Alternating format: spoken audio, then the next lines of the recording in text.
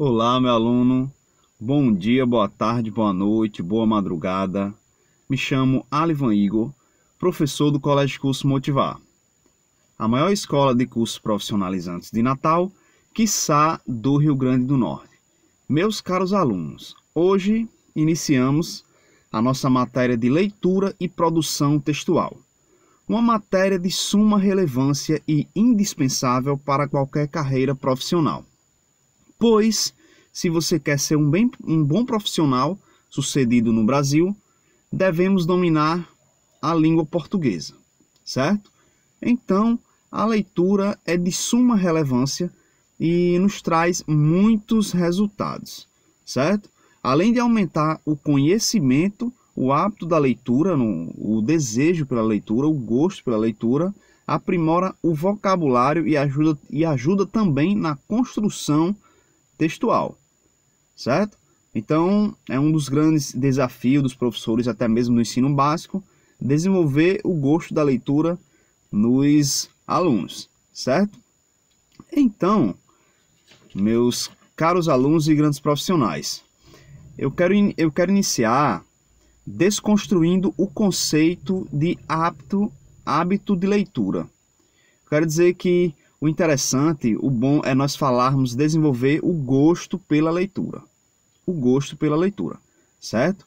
Então, é bom que você não costuma dizer hábito, né?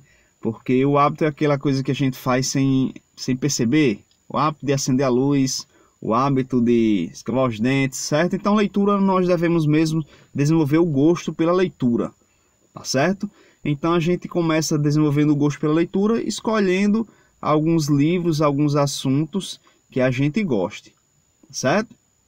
Então, vou falar aqui a respeito de alguns tipos de leitura, tá certo? Primeiro tipo de leitura é a leitura da decodificação.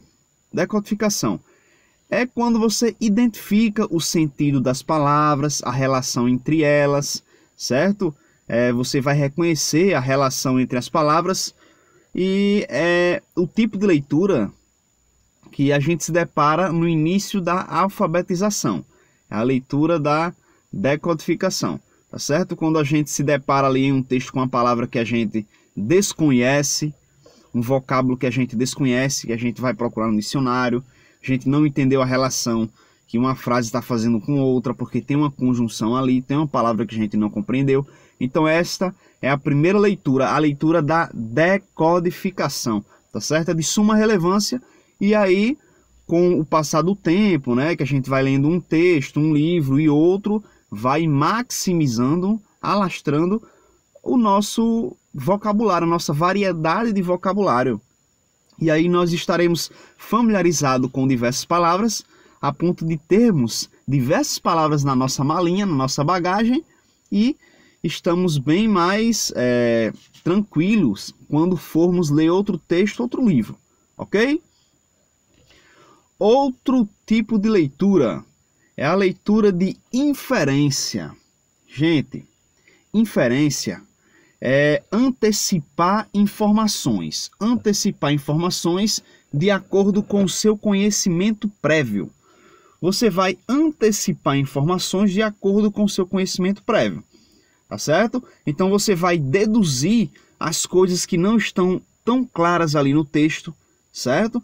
Você vai formular teorias, antecipar informações, vai tirar pré-conclusões, conclusões antecipadas, certo? Então, a gente lê uma frase do texto e já relaciona com outra coisa que a gente viu em outro lugar, que a gente viu em outro autor, tá certo? Então você vai fazer essa relação aí, essa inferência, inferir um movimento de fora para dentro, certo?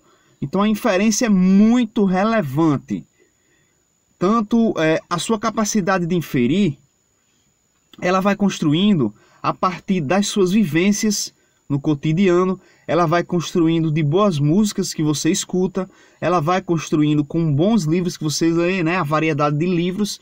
Então, quanto mais você lê, você mais infere, você tira mais pré-conclusões. Ok, galera? Então, a inferência é muito importante também para a interpretação textual, coisas que iremos falar neste módulo de leitura e produção textual, tá certo? Então, vamos para frente. A próxima leitura é a leitura crítica. A leitura crítica é a próxima leitura. É o próximo tipo de leitura. Então, olha só. Quando você coloca o conhecimento acumulado que você já tem, que você já armazenou na sua estrutura cognitiva, na sua bagagem, quando você coloca esse conhecimento que você já armazenou a serviço da interpretação, você vai interpretar linkando ideias, né? Linkando ideias. E aí você vai fazer juízo de valor. Juízo de valor a partir do repertório construído ao longo da sua vida. Então você vai ver a posição que você ocupa na sociedade. Poxa, quais são os meus pensamentos? Eu defendo isso. Eu defendo aquilo. Então o seu juízo de valor, ele vai sendo formado. Tá certo? Então vai sendo formado de acordo com o somatório dos seus conhecimentos. Tá certo? Então é muito interessante.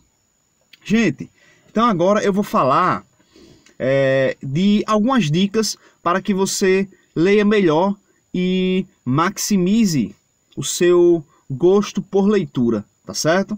Então olha só, primeira dica, leia devagar. Leia devagar. Gente, se a gente na leitura vai fazer aqueles 3 tipos de leitura que eu falei, que é a decodificação, a inferência e a crítica, certo? 3 tipos de leitura que eu falei anteriormente. E aí é bom que a gente leia devagar, porque a gente vai fazer esses 3 tipos de leitura de uma vez só. Então, melhor você ler em casa, você pode ler em voz alta. Quando você lê em voz alta, você fica próximo ao texto. Você fica próximo ao texto, então é muito bom, tá certo? Muitas vezes em provas que nós iremos fazer, a gente não tem como ler tão devagar, né? Mas em casa, quando pudermos, a gente... É bom ler devagar, porque aí você vai fazer os 3 tipos de leituras ao mesmo tempo para ter uma melhor compreensão. Certo, galera? Gosto pela leitura. Então, olha só, você procure assuntos do seu interesse. Quando você vai começar a ler, ou então voltar àquele hábito de bater metas de livro, busque por assuntos que você gosta, certo? Busque por assuntos que você gosta. Você está debatendo, por exemplo, alguma coisa na rede social, e aí você vai intensificar esse seu conhecimento. Intensifique-o.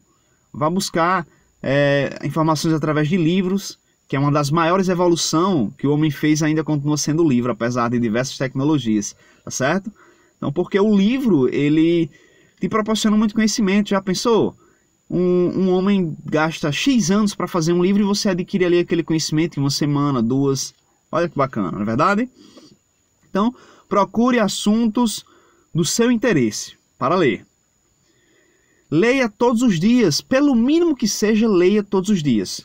Professor, mas eu não consigo ler muito. Olha, leia 3 páginas, leia 5, 10, 8, a quantidade que der para você ler de acordo com o seu ritmo, certo? Converse com alguém que gosta de ler, porque aí vocês trocam informações, maximiza conhecimentos, tá certo?